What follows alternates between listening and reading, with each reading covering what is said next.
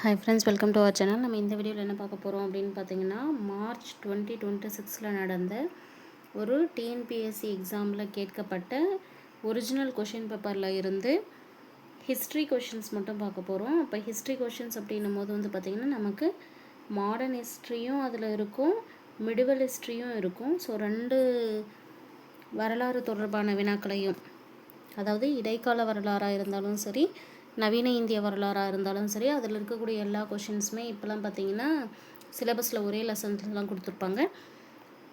So அதில் இருக்கக்கூடிய questions எல்லாமே இந்த வீடியோவில் பார்க்கலாம். நம்ம சேனலை இப்போ தான் ஃபஸ்ட் டைம் பார்க்குறீங்க அப்படின்னா சேனலை சப்ஸ்கிரைப் பண்ணிக்கோங்க. பக்கத்தில் இருக்கிற பெல்லைக்கானை கிளிக் பண்ணி ஆல்னு செட் பண்ணி வச்சுக்கோங்க. முடிஞ்ச வரைக்கும் நம்ம சேனலில் வந்து ஃப்ரெண்ட்ஸ்க்கு ஷேர் பண்ணுங்கள்.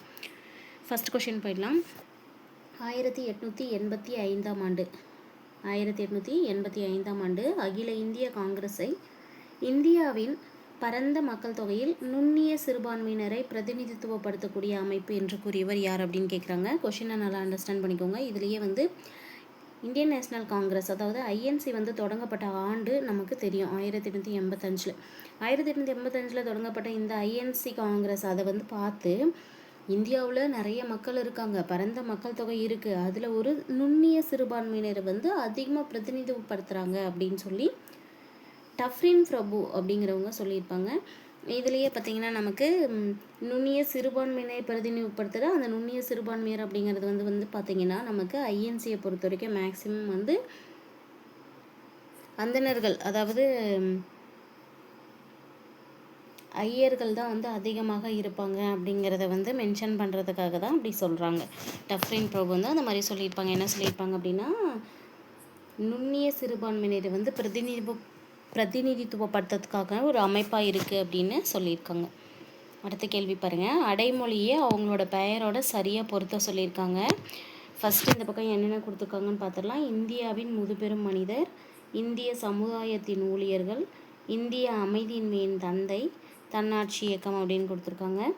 இந்தியாவின் முதுபெரும் மனிதர் அப்படிங்கிறது வந்து பார்த்திங்கன்னா தாதாபாய் நவ்ரோஜி. இந்திய சமுதாயத்தின் ஊழியர்கள் அப்படிங்கிறது யாருக்கு வரும்னு பார்த்திங்கன்னா ஜி.கே. கோகலே, கோபாலகிருஷ்ண கோகலே. இந்திய அமைதியின்மையின் தந்தை அப்படிங்கிறது யாருக்கு வரும் அப்படின்னு பார்த்தீங்கன்னா பாலகங்காதர திலகர். அடுத்தது தன்னாட்சி இயக்கம் யார் தொடங்கியது அப்படின்னு பார்த்தீங்கன்னா அன்னி பெசன்ட் அம்மையார்.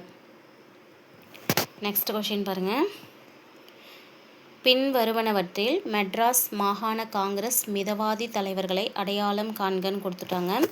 அதாவது மெட்ராஸ் மாகாண காங்கிரஸ் அப்படின்னு சொல்லி, அதாவது சென்னை மாகாண காங்கிரஸ் ஒன்று வந்து உருவாக்கியிருப்பாங்க. ஐஎன்சியில் வந்து எப்படி வந்து மிதவாதிகள் தீவிரவாதிகள்னு பிரிஞ்சாங்களோ அந்த மாதிரி மெட்ராஸில் இருந்த அந்த காங்கிரஸ்வாதிகள் வந்து மிதவாதிகளாகவும் தீவிரவாதிகளாகவும் பிரிஞ்சிருப்பாங்க. அதில் இங்கே கேட்குறது வந்து மிதவாத தலைவர்கள் யார் யாருன்னு கேட்குறாங்க. வி.எஸ். சீனிவாசன், வி. கிருஷ்ணசாமி, ஜி.என். நடேசன், இவங்க 3 பேரும் பார்த்திங்கன்னா நமக்கு மிதவாத தலைவர்களில் வருவாங்க. இதில் எஸ். கஸ்தூரிரங்கன் அப்படிங்கிறவங்க வந்து தீவிரவாத தலைவர், அந்த பிரிவில் இருந்திருப்பாங்க. ஓகேவா? ஸோ ஆன்சர் வந்து பார்த்திங்கன்னா ஆப்ஷன் சி 1, 2 மற்றும் 4 இதுதான் சரியானது. முனைவர் குஹாவின் கருத்துப்படி பின்வரும் கூற்றுகள் எந்த இனத்தை பற்றி சொல்லுதுன்னு கேட்குறாங்க. ஸோ கிழக்கு மத்திய தரைக்கடல் பகுதியில் இருந்து இங்கே வந்தாங்க அப்படின்னு ஒரு ஹிண்ட்டு கொடுத்துருக்காங்க. அவங்க வந்து இந்திய பழங்குடியின மக்களோடு தான் வாழ்கிறாங்க அப்படின்னு கொடுத்துருக்காங்க. ஸோ இது யாருன்னு பார்த்தீங்கன்னா புரோட்டோ ஆஸ்ட்ரலாய்டுகள் அப்படிங்கிறவங்க தான், அந்த இனத்தை சேர்ந்தவங்க தான் முனைவர் குஹா வந்து இந்த மாதிரி சொல்லியிருப்பாங்க. அடுத்து இந்த கேள்வியை பாருங்கள். கீழே கொடுக்கப்பட்டுள்ள கூற்றுகளில் எவை சரியானவை அப்படின்னு கேட்டிருக்காங்க. முதல் கூற்று, டில்லி சுல்தானியர்கள் மற்றும் தொலைதூர பெர்சியாவின் கட்டிடக்கலை பாணிகளிலிருந்து இதன் கூறுகளை பெற்றது. அதாவது டில்லி சுல்தானியர்களிலிருந்தும் தொலைதூர பெர்சியா அப்படிங்கிற பிளேஸில் இருக்கக்கூடிய கட்டிடக்கலை பாணியிலிருந்தும் தான் இதோடைய கூறுகள் வந்து பெறப்பட்டது அப்படின்னு சொல்லியிருக்காங்க. அடுத்து வந்து பார்த்திங்கன்னா பாமினியர்களால் கட்டப்பட்ட கோட்டைகள் ஐரோப்பாவில் அதே காலகட்டத்தில் கட்டப்பட்ட எந்த ஒரு கோட்டையை விட மிகப்பெரிய நினைவு சின்னங்களாக சந்தேகத்திற்கு இடமில்லாமல் இருந்தது அப்படின்னு சொல்லியிருக்காங்க. மூணாவதாக இருக்கிறது வந்து பாமினி கட்டிடக்கலை இந்து மற்றும் இஸ்லாமிய பாணிகளின் இணக்கமான கலையை பிரதிபலிக்கிறது. அதாவது இந்துக்கள் பாணியையும் இஸ்லாமியர்கள் பாணியையும் ஒன்றுபடுத்தி தான் இந்த பாமினி கட்டடக்கலையானது இருந்தது அப்படின்னு சொல்கிறாங்க. நமக்கு வந்து பார்த்திங்கன்னா ஆப்ஷன் சி தான் சரியான ஆன்சர். ஃபஸ்ட்டில் பார்த்தோம் இல்லையா, அந்த சென்டென்ஸும் மூணாவதாக பார்த்த சென்டென்ஸும் தான் சரியானவை. சரியான கூற்று தான் கேட்டிருந்தாங்க. ஓகேவா. இந்த பாமினி உடைய கட்டிடக்கலை அப்படிங்கிறது வந்து டெல்லி சுல்தானியர்கள் மற்றும் பெர்சியா கட்டிடக்கலை பாணியிலோட கூட சின்ன சின்ன கூறுகளை பெற்றிருக்கும். அதே போல் பாமினி கட்டிடக்கலை இந்து மற்றும் இஸ்லாமிய பாணிகளுடைய இணக்க பண்பை பெற்றிருக்கும். அடுத்த கேள்வி, பட்டியல் 1 மற்றும் 2 உடன் பொருத்தி குறியீடுகளை எடுக்க சொல்லியிருக்காங்க. முதல் பானிபட் போர் அப்படின்னு கொடுத்துட்டாங்க. முதல் பானிபட் போர், கான்வா போர். இது வந்து கான்வா போரை தான் வந்து கானுவா போர் அப்படின்னு கொடுத்துருக்காங்க. கான்வா போர், சந்தேரி போர், காக்ரா போர், மொத்தம் 4 போர்கள் கொடுத்துட்டாங்க. இதெல்லாம் வந்து பாபர் சம்மந்தப்பட்ட போர்கள். அதாவது பாபர் வந்து இந்த போர்கள் எல்லாம் வந்து ஈடுபட்டிருந்திருப்பார். ஸோ இதில் முதலாம் பானிபட் போர் வந்து யாருக்கு வரும்னு பார்த்திங்கன்னா பாபருக்கும் இப்ராஹிம் லோடிக்கும் இடையே தான் முதலாம் பானிபட் போர் வரும். அடுத்தது கான்வா போர். கான்வா போர் பார்த்திங்கன்னா பாபருக்கும் ராணா சங்காவுக்கும் இடையே நடந்தது தான் இந்த கான்வா போர். சந்தேரி போரில் பார்த்திங்கன்னா பாபரும் மேதினி ராயும் போரிட்டு இருந்திருப்பாங்க. காக்ரா போர் அப்படிங்கிறது பாபருக்கும் மஹமூது லோடிக்கும், அதாவது முகமது லோடி அவர்களுக்கும் பாபருக்கும் இடையே காக்ரா போர் வந்து நடைபெற்றிருந்திருக்கும். ஸோ முதல் பானிபட் போர் வந்து பாபருக்கும் இப்ராஹிம் லோடிக்கும் நடுவில் வர்றது முதல் பானிபட் போர். பாபருக்கும் மஹ்மது லோடிக்கும் இடையே வர்றது காக்ரா போர். பாபருக்கும் மேதினி ராய்க்கும் இடையே சந்தேரி போரும், பாபருக்கும் ராணா சங்காவுக்கும் இடையே கான்வா போரும் வந்திருக்கும். So answer option C. இந்தியாவின் நெப்போலியன் என்று அழைக்கப்பட்டவர் யார் அப்படின்னு கேள்வி. சமுத்திரகுப்தர். இந்தியாவின் நெப்போலியன் என்று அழைக்கப்பட்டவர் யாருன்னு பார்த்தீங்கன்னா சமுத்திரகுப்தர். பின்வருவனவற்றுள் பிரம்ம சமாஜத்தின் 2 தூண்களாக எது அமைந்ததுன்னு கேட்குறாங்க. பிரம்ம சமாஜத்துடைய 2 தூண்களாக கருதப்பட்டது பகுத்தறிவு மற்றும் வேதம். ஸோ அவங்க வந்து பகுத்தறிவு பேஸ் பண்ணியும் யோசிப்பாங்க, வேதங்களையும் நம்பணும்னு சொல்லுவாங்க. ஸோ இது ரெண்டுமே இந்த பிரம்ம சமாஜத்துடைய 2 தூண்களாக கருதப்பட்டன, பகுத்தறிவு மற்றும் வேதம். அடுத்த கேள்வி, புலம் பெயர வேண்டும் என்ற முடிவும் புலம் பெயரும் செயல்முறையும் ஒருவர் பிறந்த இடம், செல்ல வேண்டிய நாடு, குறுக்கிடும் தடைகள், தனிமனித காரணங்கள் ஆகியவற்றாலே தீர்மானிக்கப்படுகிறது அப்படின்னு யார் சொன்னாங்க அப்படின்னு பார்த்தீங்கன்னா எவரெட் லீ அப்படிங்கிறவங்க சொல்லியிருப்பாங்க. எவரெட் லீ. ராஜாஜி பற்றிய கீழ்கண்ட கூற்றுகளில் தவறானது எதுன்னு கேட்டிருக்காங்க. இதில் வந்து தவறானவற்றை அப்படின்னு கேட்டிருக்கிறதுனால பார்த்தீங்கன்னா இது பி ஆப்ஷன் பாருங்கள். 1950 காங்கிரஸ் கட்சிக்கு எதிராக சுதந்திர கட்சியை துவங்கினார் அப்படின்னு கொடுத்துருக்காங்க. வருஷம் வந்து இங்கே வந்து சுதந்திரா கட்சியை துவங்கியவர் ராஜாஜி தான். ஸோ இது வந்து இதில் என்ன தப்பு அப்படிங்கிறத வந்து நீங்கள் கமெண்ட்ஸில் சொல்லுங்கள். ஓகே. 1948 50 வரை இந்திய கவர்னர் ஜெனரலாக பணியாற்றியிருக்காங்க. இது சரியானது தான்.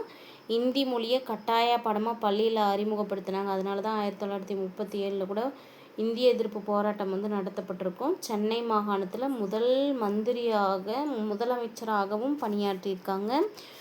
ஸோ அப்படி பார்க்கும்போது இது வந்து நமக்கு சுதந்திரா கட்சியை துவக்கினார் அப்படிங்கிறது கரெக்டு, காங்கிரஸ் கட்சிக்கு எதிராக துவக்கினார் அப்படிங்கிறது தவறா அல்லது வருடம் தவறா அப்படிங்கிறத சரியாக கமெண்ட்ஸில் சொல்லுங்கள்.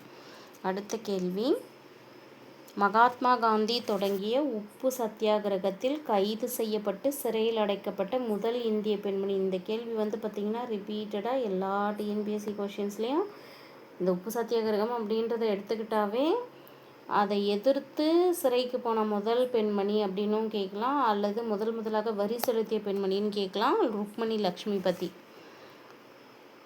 அடுத்த கேள்வி, எந்த கூற்று வீரபாண்டிய கட்டபொம்மனை பற்றி சரியாக இருக்குது அப்படின்னு கேட்டிருக்காங்க.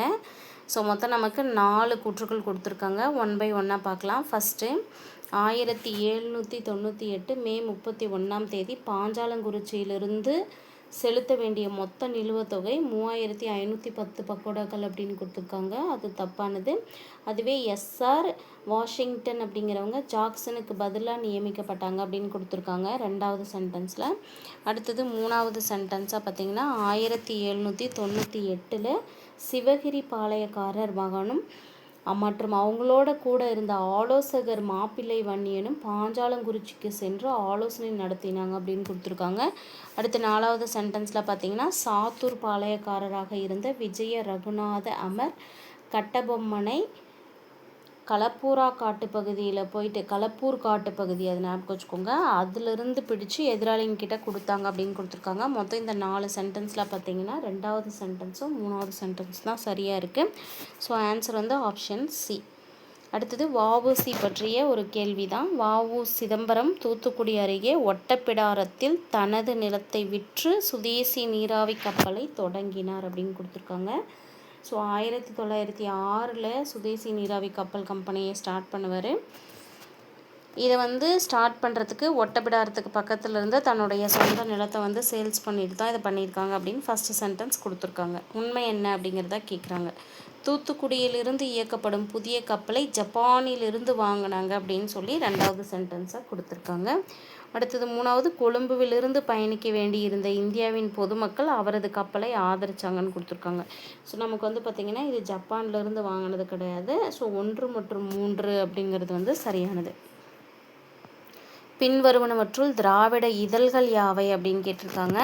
இதில் பார்த்திங்கன்னா என்னென்ன இதழ் கொடுத்துருக்காங்கன்னா, திராவிட நாடு, நம் நாடு, குடியரசு, முரசொலி அப்படின்னு சொல்லி மொத்தம் 4 இதழ்கள் கொடுத்துருக்காங்க. இதில் திராவிட இதழ்கள் அப்படின்னு பார்க்கும்போது கொடுத்துருக்கிற எல்லாமே தான். ஸோ என்னென்ன அப்படின்னு பார்த்து வச்சுக்கோங்க. பின்வருவனவற்றுள் திராவிட இதழ்கள் அப்படின்னு கேட்டிருக்காங்களா, திராவிட நாடு, நம் நாடு, குடியரசு மற்றும் முரசொலி. அடுத்தது வர்ணாசிரம் சங்க மாநாடு, அதாவது வர்ணாசிரம மாநாடு மே 31, 1930 எந்த இடத்துல நடத்தப்பட்டது அப்படின்னு கேட்டிருக்காங்க. கும்பகோணத்தில் நடத்தப்பட்டது. தேதி ஞாபகம் வச்சுக்கோங்க, மே 31, வருஷம் 1930. என்ன மாநாடு அப்படின்னு பார்த்தோம்னா வர்ணாசிரம் சங்க மாநாடு. அடுத்த கேள்வி, மொகஞ்சதாரோவை பற்றிய பின்வரும் கூற்றுகளில் உண்மையானது என்னன்னு கேட்டிருக்காங்க. ஸோ ஃபஸ்ட்டு ஆர்டி பானர்ஜி மொகஞ்சதாரோவில் அகழ்வாராய்ச்சியை தொடங்கினார் அப்படின்னு கொடுத்துருக்காங்க. இது சரியானது. மொகஞ்சதாரோ மாண்ட்குமாரி மாவட்டத்தில் இருக்குன்றாங்க. இது தவறானது. 3வது பெரிய பொது கட்டிடம் பெரிய குளியலறை மொகஞ்சதாரோவில் அமைஞ்சிருக்கு அப்படின்னு சொல்லியிருக்காங்க. இது சரியானது. ஸோ ஃபஸ்ட்டு இருக்கக்கூடியதும் 3வதாக இருக்கக்கூடியதும் கரெக்டாக கொடுத்துருக்காங்க. இடையில் இருக்கக்கூடிய மொகஞ்சதாரோ மாண்ட்குமாரி மாவட்டத்தில் இருக்குன்றாங்க இல்லையா, அது மட்டும் தவறானது. அடுத்து பின்வரும் கூற்று மற்றும் காரணத்தை படித்து கீழே கொடுக்கப்பட்டுள்ள குறியீட்டை சரியான பதில் கேட்டிருக்காங்க. கூற்றும் காரணமும் கொடுத்துருக்காங்க. கிமு 4000 ஆண்டுகளிலேயே தமிழர்கள் இரும்பை பற்றி அறிவை பெற்றிருந்தனர் அப்படிங்கிறது அதோட கூற்று. இதுக்கான காரணம் அப்படின்னு பார்க்கும்போது கிமு 2427 கிமு 3345 வரைக்கும் இந்த காலகட்டத்தை சேர்ந்த இரும்பு பொருட்கள் தமிழ்நாட்டில் நிறைய இடங்களில் கண்டுபிடிக்கப்பட்டிருக்கு அப்படின்னு சொல்கிறாங்க. இதனால தான் இதை 4000 ஆண்டுகளுக்கு முன்னே இரும்பு மக்கள் தெரிஞ்சிருந்தாங்க அப்படின்னு சொல்லியிருக்காங்க. ஸோ ஏ மற்றும் ஆர் இரண்டுமே சரியானது. அது மட்டும் இல்லாமல் இது ஆர் அப்படிங்கிறது ஏவுடைய சரியான விளக்கம் தான். அடுத்த கேள்வி, அகழாய்வு தளத்தை அதன் முக்கியத்துவத்தோடு பொறுத்த சொல்லியிருக்காங்க. இதில் ஆனமலை, திருத்தங்கல், கல்லனூர், கோவலன் பொட்டல் அப்படின்னு சொல்லி கொடுத்தாச்சு. இல்லை 2, 4, 1, 3 அப்படின்னு மேட்ச் பண்ணி பார்க்கலாம். ஆனைமலை அப்படிங்கிறதுக்கு பார்த்திங்கன்னா புதைக்கப்பட்ட வகை மற்றும் புதைக்கப்பட்ட தொல்பொருள்கள் இருக்கக்கூடியது. திருத்தங்கல் அப்படிங்கிறது பார்த்திங்கன்னா அந்த பிளேஸில் பெருங்கற்கால மற்றும் நுண்கற்கால காலங்களுடைய தொல்பொருட்கள் இருக்குது. அடுத்தது கல்லனூர் அப்படிங்கிற பிளேஸ், கண்ணனூர் அப்படிங்கிற பிளேஸில் நமக்கு நீர்ப்பாசன அமைப்புடைய கட்டுமான முறை இருக்குது. அடுத்து பார்த்திங்கன்னா லாஸ்ட்டாக பார்க்குறது கோவலன் பொட்டல் அப்படிங்கிறது மதுரையில் பெருங்கற்கால கலாச்சாரத்துடைய மீதி இருப்பாக கருதப்படுவது இந்த கோவலன் பொட்டல் அப்படிங்கிறது. அடுத்த கேள்வி, கத்தியின்றி ரத்தமின்றி யுத்தம் ஒன்று வருகிறது, சத்தியத்தின் நித்தியத்தை நம்பும் யாரும் சேருவீர் அப்படின்னு சொல்லி வலியுறுத்திய கருத்து. இந்த லைன்ஸ் எதுக்காக பாடப்பட்டது அப்படின்னா அகிம்சை வழிக்காக தான் பாடப்பட்டது. So answer option A. So இதோட பார்த்திங்கன்னா நமக்கு இப்போது ரீசண்டாக மார்ச் மந்த் நடந்த டிஎன்பிஎஸ்சி எக்ஸாமில் கேட்கப்பட்ட ஹிஸ்ட்ரி வினாக்கள், அதாவது வரலாறு தொடர்பான வினாக்களை தான் வீடியோவில் பார்த்துருக்கோம். ஸோ இந்த வீடியோ யூஸ்ஃபுல்லாக இருந்தால் ஃப்ரெண்ட்ஸ்க்கு ஷேர் பண்ணுங்கள். நெக்ஸ்ட் வீடியோவில் இதே கொஷின் பேப்பரில் இருக்கக்கூடிய வேறு ஒரு டாப்பிக்கில் இருக்கக்கூடிய கொஷின்ஸை மட்டும் தனியாக அனலைஸ் பண்ணுவோம். தேங்க்யூ.